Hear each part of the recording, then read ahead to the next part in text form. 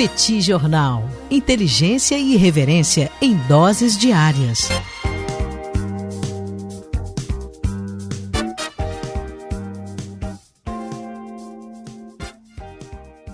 Olá, gente. Bem-vindos, bem-vindas ao Petit Jornal. Esse é o bate-papo número 998. Estamos gravando numa live no YouTube do Petit Jornal. São exatamente 17 horas e 22 minutos da terça-feira, 13 de janeiro de 2026. Cá está a dupla de costume, a dupla que você conhece de cor, Tanguy, o Bagdadi animado, contente, preparado, revigorado, resiliente, retumbante, descansado, tarifado, segue tarifado, professor Bagdadi, algumas tarifas não foram removidas, e muito preocupado, professor Bagdadi cada vez mais preocupado com o cenário internacional, tem dormido pouco, noites em claro, refletindo sobre tudo que tem acontecido nesse mundão de meu Deus.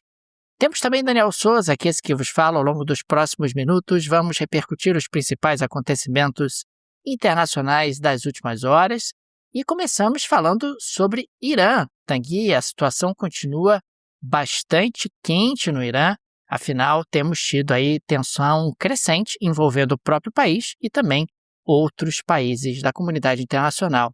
Tudo bem? Vamos a isso? Tudo bem, Daniel Souza? Vamos lá para esse bate-papo 998. Um prazer estar aqui mais uma vez, cheio de assunto, né? Tem muita coisa para falar hoje. E deixo aqui as boas-vindas, Daniel, a todo mundo que acompanha a gente. Muito obrigado pela sua presença, muito obrigado por acompanhar o que está acontecendo nesse mundo cada vez mais agitado por meio do Petit Jornal. E, Daniel Souza, a gente de fato começa o nosso episódio de hoje falando sobre o Irã, principalmente levando em consideração, Daniel, isso eu acho que eu sempre acho importante sublinhar, o fato de que o Irã é um país muito importante, não apenas regionalmente parece óbvio, mas internacionalmente também. É um país grande, é um país de população grande, é um país que é um grande produtor de petróleo, é um país que é fundamental para a China, é um país importante para a Rússia, é um país importante para a segurança de Israel, é um país que, enfim, tem uma projeção internacional bastante grande. Então não surpreende o fato de que aquilo que está acontecendo no Irã acaba tendo repercussões internacionais bastante grandes.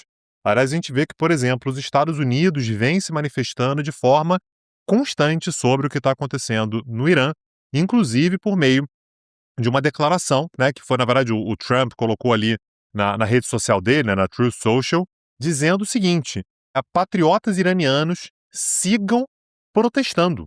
Vou repetir, Donald Trump disse: patriotas iranianos sigam protestando, tomem controle de suas instituições, a ajuda está a caminho. Daniel, essa é uma frase que ela é muito séria, porque ela está prometendo algo para os manifestantes que eu não estou certo de que o Trump está disposto a oferecer.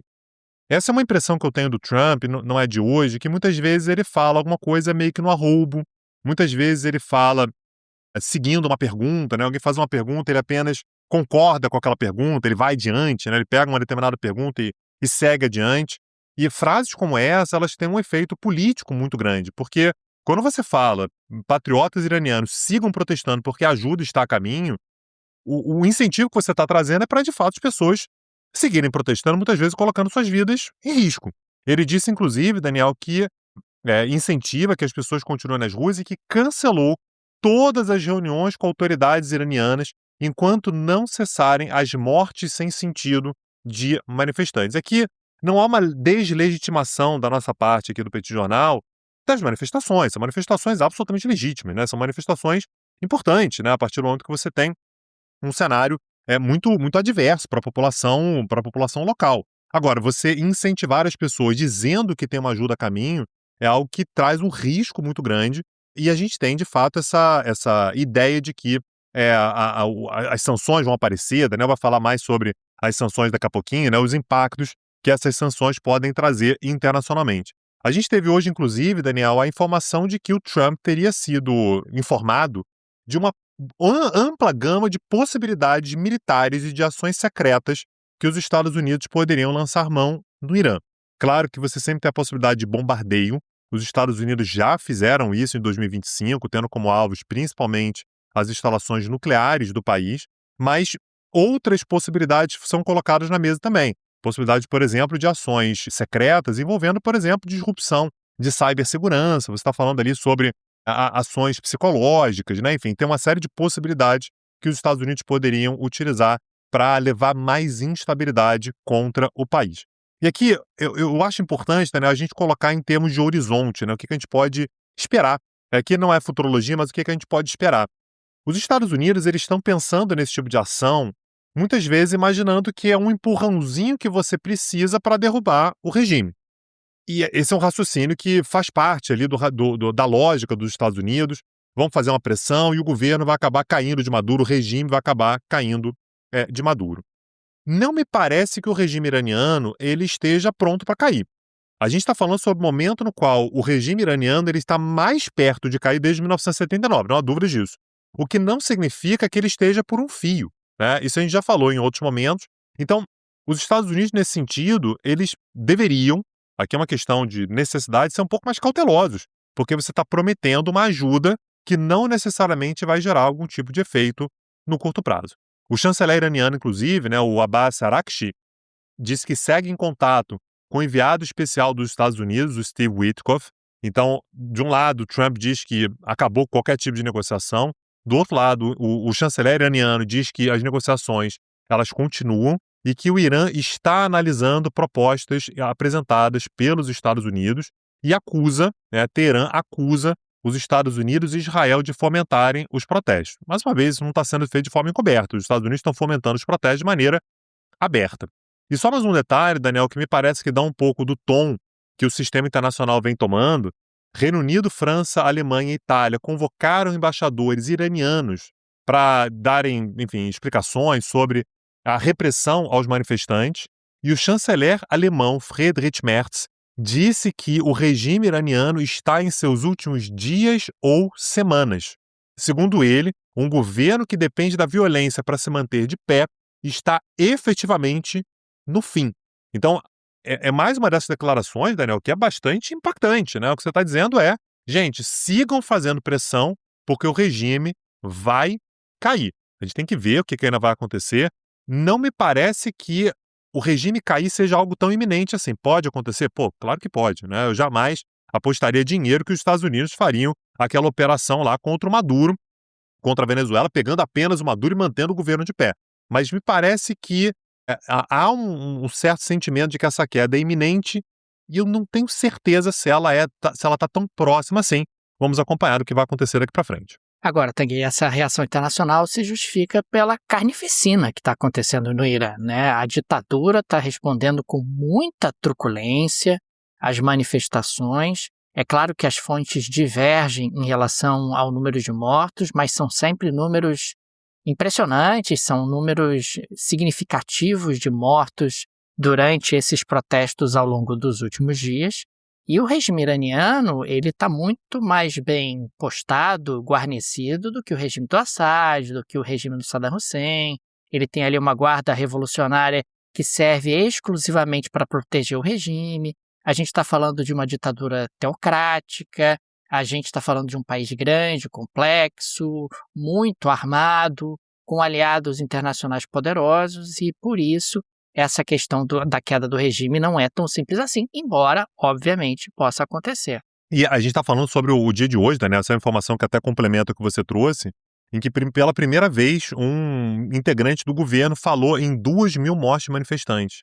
Isso a gente vinha falando nos últimos episódios, né, que a estimativa ali por parte das ONGs estava na casa de 500 a 600 pessoas. Hoje um integrante do governo iraniano falou em 2.000, disse que são todos terroristas e tal, mas falou em cerca de 2.000 mortes, o que eleva bastante os prognósticos, apesar de, enfim, esse número ainda pode crescer bastante nos próximos dias, Daniel. Até porque o próprio governo acaba tendo incentivos para oferecer um número um pouco menor, digamos assim, né? E a gente está falando de uma ditadura tão brutal que o próprio Ayatollah foi para a televisão sugerindo que os pais não permitam que os seus filhos sigam para as ruas, etc., e meio que sugerindo que se eles forem, olha, pode ser que aconteça o pior e a responsabilidade vai ser de vocês. Aqui no Petit Jornal, no episódio de ontem, nós destacamos uma publicação do presidente Donald Trump na Truth, onde ele declarava que haveria uma tarifa de 25% sobre todo o comércio realizado com os Estados Unidos por qualquer país que mantenha negócios com o Irã. Aqui é a interpretação que acabou se tornando majoritária ao longo do dia. Afinal, a publicação falava de business e business, né? Ela não especificava se era comércio ou investimentos. O presidente, inclusive, afirmou naquela altura que a ordem era final e conclusiva, com efeito imediato, mas até o presente momento não tivemos maiores explicações do que essa medida efetivamente significa. É importante registrar que a China é o maior parceiro comercial do Irã, tendo comprado mais de 14 bilhões de dólares em produtos iranianos ao longo do ano de 2025, e esse valor de 14 bilhões vai até outubro, que é o dado mais recente disponível. Outros países têm relações comerciais importantes com o Irã. É o caso do Iraque, dos Emirados Árabes Unidos, da Turquia e da Índia. São países que acabam fazendo bastante comércio com os iranianos. O petróleo e seus derivados, obviamente, dominam a pauta de exportações do Irã, mas você tem aí a exportação de alguns alimentos muito específicos do Irã para outros países. O Irã importa grandes volumes de alimentos também, né, de milho, arroz, soja. São produtos que os iranianos acabam importando. Chama atenção também o posicionamento do Brasil, que até o presente momento é nenhum, né? O Brasil está em absoluto silêncio já há vários dias, apesar de toda a violência que está acontecendo no Irã, apesar de todas as movimentações que têm acontecido, incluindo aí toda essa carnificina. O Irã faz parte do BRICS, o governo Lula tem ali algum tipo de proximidade com o regime dos ayatollahs, aí está se mostrando muito silencioso dentro de um contexto, inclusive, onde também está tentando reconstruir pontes com os Estados Unidos. O próprio Brasil pode ser potencialmente impactado caso sejam levadas adiante essas tarifas de 25%, tarifas adicionais, sobre quem eventualmente tem negócios com os iranianos. Afinal, em 2025, o Brasil exportou cerca de 3 bilhões de dólares para o Irã, fundamentalmente produtos do agronegócio. Milho, soja, açúcar acabaram sendo aí os principais produtos exportados pelo Brasil para os iranianos. O Brasil importou praticamente nada do Irã, pouquíssimo, né? Apenas algumas frutas secas e, eventualmente, ali alguns derivados de petróleo. Consequentemente, o Brasil poderia ser impactado. E é importante registrar que tudo se torna ainda mais previsível, porque a validade das tarifas globais de Trump, não a totalidade delas, mas uma parte importante delas, a gente já falou sobre isso aqui no Petit Jornal, deve estar sendo julgado nos próximos dias. E o presidente Trump, que o país estaria numa situação muito difícil se as tarifas forem derrubadas, porque afinal você teria aí a necessidade de potencialmente oferecer o ressarcimento de um monte de gente e que isso custaria uma fortuna e etc. Agora, é importante destacar que essas tarifas também geraram reações. A mais importante delas foi a reação da China. A China criticou pesadamente essa publicação do Donald Trump, essa ameaça de tarifas de 25%, rejeitou sanções unilaterais e a jurisdição extraterritorial que os Estados Unidos tentam impor, e Pequim prometeu adotar todas as medidas necessárias para proteger seus interesses. Caso essas tarifas de 25%, na realidade uma sobretaxa, ela seja recolocada sobre os produtos chineses, Tanguy, na prática a gente está voltando a uma fase aguda da guerra comercial entre Estados Unidos e China, e me parece, através dessa comunicação, que os chineses sugerem que, olha, a gente não vai recuar e não admite, não aceita esse posicionamento dos Estados Unidos. A gente sabe que a China acabou topando ali as sanções no âmbito da ONU em setembro por conta do programa nuclear iraniano, o que não significa dizer que o Irã deixou de ser um aliado importante da China na região e um importante fornecedor de petróleo. Outros países aliados dos Estados Unidos e que também têm relações com os iranianos, como é o caso do Japão e da Coreia do Sul, monitoram a situação e aguardam maiores esclarecimentos da Casa Branca. Pelo menos dessa forma se pronunciaram. Me parece que também é um pouco a posição do Brasil, embora isso não tenha sido verbalizado em on. Ninguém sabe efetivamente se o Trump vai adiante com essa ameaça. não seria nem a primeira, nem a segunda, nem a terceira, nem a quarta vez que o Trump recua de uma ameaça e também, eventualmente, caso ele cumpra, não dá para saber se é em cima de todo mundo ou só é apenas em cima de alguns países. Enfim, são muitos elementos de incerteza dentro de um contexto iraniano que pode mudar de forma muito intensa em poucas horas. Perfeito. Daniel Souza, como próxima pauta, eu queria falar sobre a França, porque está acontecendo nesse momento, começou hoje, o julgamento para a tentativa de reverter a inelegibilidade de Marine Le Pen. Só para a gente lembrar o que aconteceu, a Marine Le Pen ela foi condenada por participar de um sistema de desvio de recursos europeus, enquanto ela era parlamentar, né, do Parlamento Europeu, para financiar o partido dela, né, o Rassemblement National.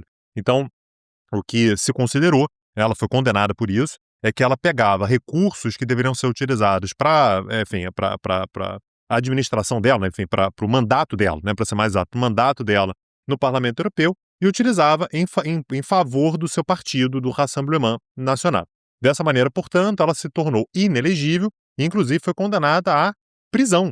Né? Essa prisão ela está inelegível por 5 anos e também pena de prisão por 4 anos de prisão, e sendo 2 em regime fechado, mas ainda tem a possibilidade de recurso. Então, esse julgamento acerca do recurso dela vai ser julgado agora, né? O valor total, né, do que teria sido utilizado de forma indevida chega a quase 5 milhões de euros, né? Algo que bate quase a casa ali dos 30 milhões de reais. A gente teve mais uma vez, né, isso aqui é quase um lugar comum, a interferência de Donald Trump, né? Então, uma revista alemã revelou que Donald Trump, a revista alemã Der Spiegel, revelou que Donald Trump teria cogitado sancionar juízes franceses. Né? Então, se os juízes franceses mantiverem a penalização de Marine Le Pen, eles poderiam ser sancionados pelos Estados Unidos.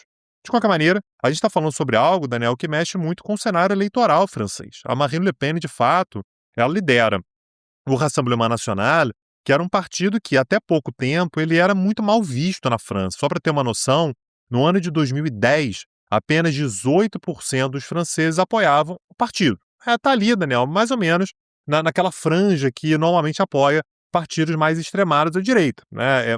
Não está muito descolado de outros países europeus até alguns anos atrás. Hoje, no entanto, né, você tem uma consultoria que fez essa pesquisa, 42% dos franceses concordam com as ideias do Rassemblement National.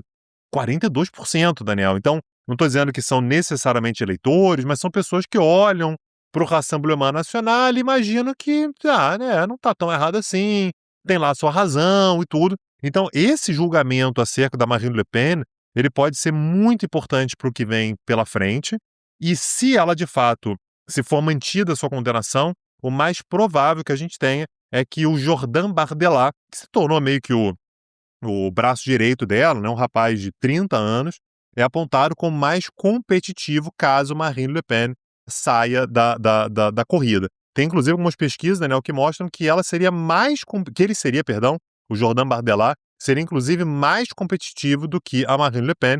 Então, esse julgamento para a França, ele vale muita coisa, olho no que está acontecendo na França. Aliás, falando ainda sobre França, Tanguy, pela primeira vez desde o fim da Segunda Guerra Mundial, o número de mortes superou o de nascimentos na França em 2025. Foram registrados 651 mil mortes contra 645 mil nascimentos. A França, inclusive, agora se junta a outros países europeus com problemas demográficos bastante severos. A taxa de fertilidade caiu para 1,56 filho por mulher, o nível mais baixo desde a Primeira Guerra Mundial. O índice atual está muito abaixo dos 1,8 necessários para sustentar o sistema de pensões e aposentadorias do país. A proporção de idosos, e aqui idosos a gente está considerando aqueles que têm 65 anos ou mais, subiu para 22% da população, quase se igualando ao número de jovens com menos de 20 anos. Quer dizer, você está tendo ali quase uma igualdade nesses dois grupos populacionais. Apesar do saldo natural negativo, a população francesa cresceu ligeiramente para 69,1 milhões, e isso é possível por conta da migração líquida positiva. Quer dizer, a França recebeu mais migrantes do que enviou migrantes e, consequentemente, você teve um leve aumento populacional. A expectativa de vida na França segue aumentando, chegando a 85,9 anos para mulheres e 80,3 anos para homens. A gente está falando de um país onde a conta não fecha. Um país que recentemente reverteu a sua reforma da Previdência. Se os franceses, na média, estão ultrapassando aí já os 80 anos, cara, não tem como continuar tendo a idade mínima de aposentadoria que se teve até agora, ainda mais dentro de um processo onde a participação da população mais velha aumenta de maneira tão veloz. E outro aspecto, a França precisa receber migrantes. Se não receber migrantes, as contas públicas não fecham. Se não receber migrantes, vai ter escassez de mão de obra e vai ter impactos importantes sobre a atividade econômica. É claro que isso traz repercussões políticas. Você falava há pouco sobre questões políticas na França, Tanguy, mas é um fato que a sociedade francesa vai ter que decidir o que ela quer para a vida, porque se ela seguir nesse ritmo, a gente está falando da ruína, a gente está falando de contas que não fecham e de um país que vai ter problemas econômicos muito sérios no horizonte de tempo não muito distante. E, aliás, uma coisa que tem mexido muito com o cenário político francês é naturalmente o acordo com o Mercosul, né? Isso aí tem levado, inclusive, a ameaças, né, por parte tanto da direita, da extrema-direita, quanto da esquerda radical, de derrubar o governo do Sébastien Lecornu, né? Ele não teve nada a ver com isso, porque ele foi contra o acordo, quer dizer, o governo francês foi contra o acordo, mas é mais uma notícia ruim que pode levar a essa queda. Se você está aqui do Brasil achando isso divertido, né, e você quer comprar produtos brasileiros, brasileiríssimos de qualidade, tem indicação do Petit Jornal, que é a Insider Store. A Insider Store, Daniel, aqui fica a recomendação, tem o link na descrição desse episódio.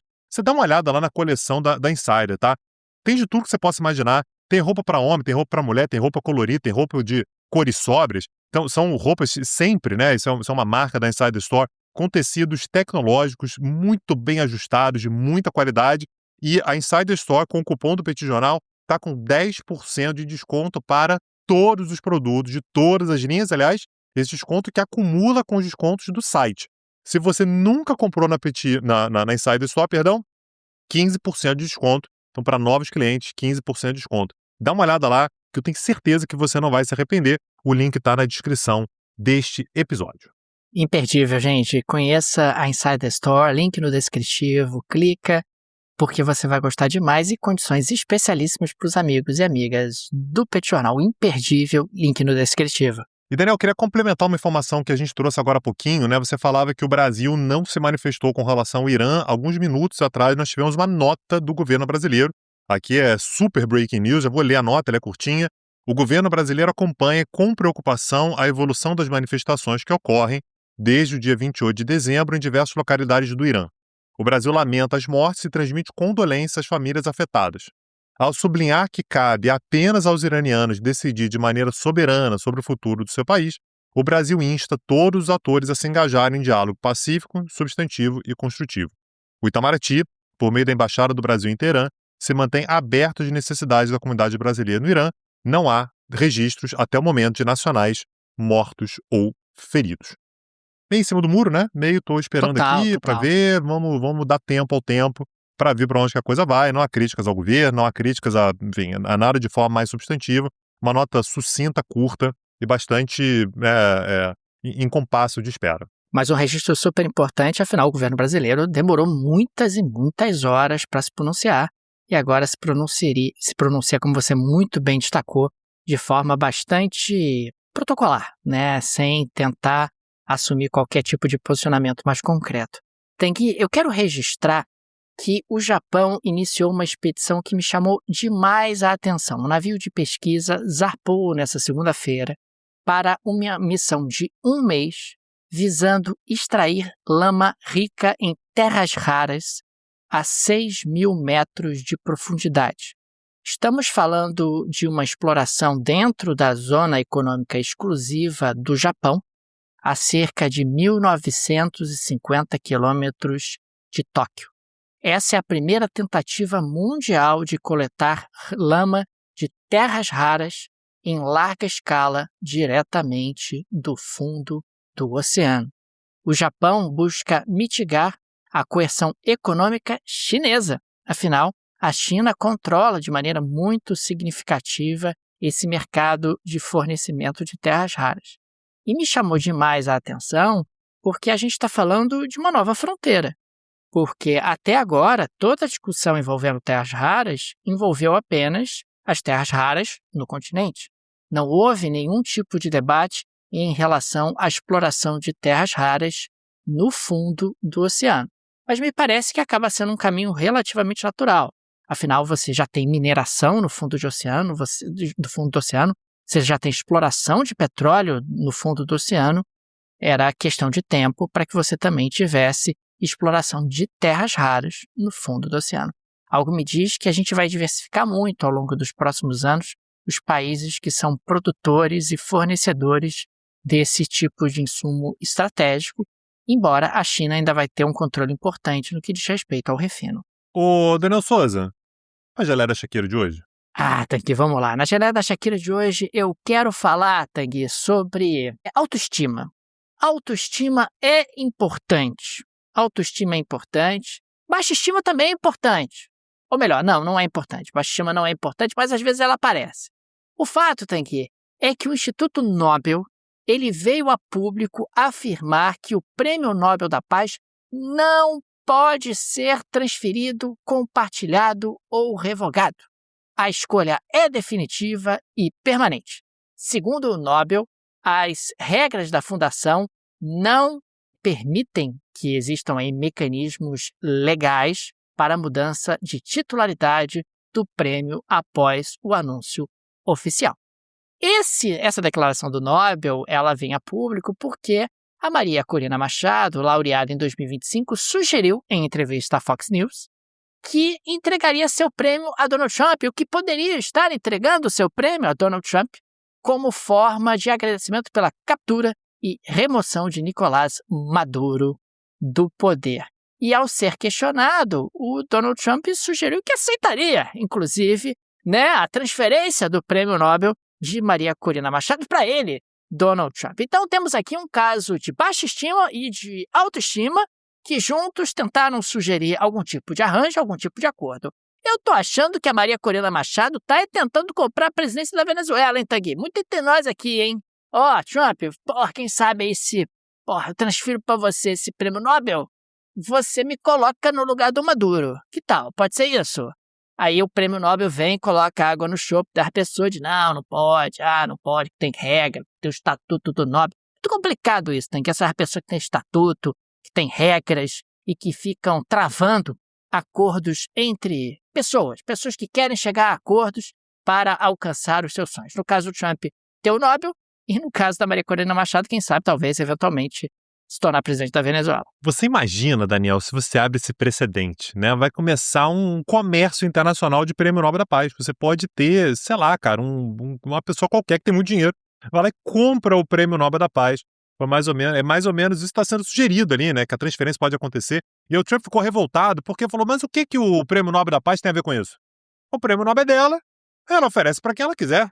O que eles têm a ver com isso lá na, Suécia, Dinamarca, Noruega, sabe-se lá de onde Sei que é isso? Sabe-se lá. Esse negócio aí, o que esse povo tem a ver com isso, Eles não tem nada a ver com isso. Tem muitos dinamarqueses, muitos noruegueses que estão lá, falando sobre isso e tal. Enfim, tá aí a possibilidade de uma troca, de um escambo. E claramente, Daniel, a Maria Corina Machado deve ter ficado sentida porque o Trump disse que ela não deveria ter ganhado o Prêmio Nobel da Paz, Enfim, isso deve ter machucado o coração dela. Daniel Souza, dessa maneira a gente chega ao fim do nosso episódio com um convite, Quem está assistindo a gente ao vivo aqui por meio dessa live no Instagram, fica o convite, daqui a pouco a gente tem uma aula gratuita no YouTube do Petit Jornal.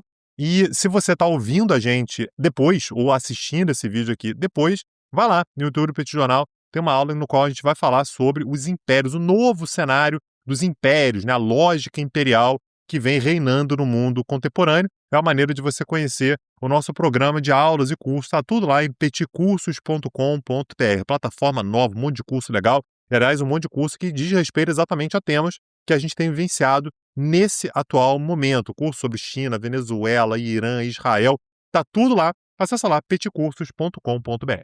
Fica aqui também o nosso agradecimento a todos os apoiadores e apoiadoras do Petit Jornal, vocês que ajudam a manter o nosso projeto. Fica o nosso carinho, o nosso abraço, o nosso muito obrigado a cada um de vocês. O Petit é uma mídia pequena, não tem o suporte de um grande conglomerado de mídia, nem de uma grande produtora.